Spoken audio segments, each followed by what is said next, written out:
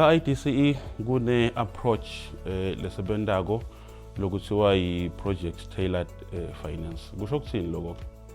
Kusho ukuthi i-project yakho noma ungafika nayo ihluke kakhulu kunalamanye ama-projects lekakhona, but le ndlela IDCE lekakwendela ngayo uye azame ukuthi anedise letidzingo tale project leyo.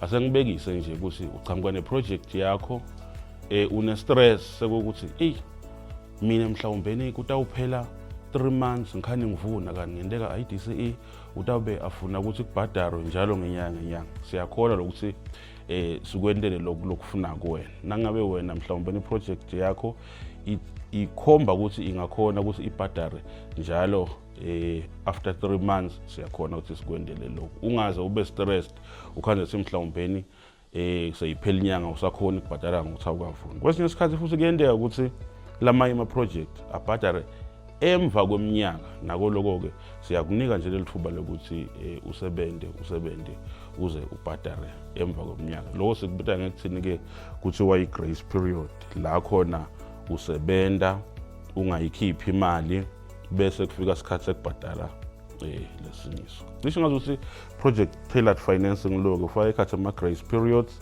afaka ekhathi time of repayments. Cishe ngazuthi kungaba ngilokho.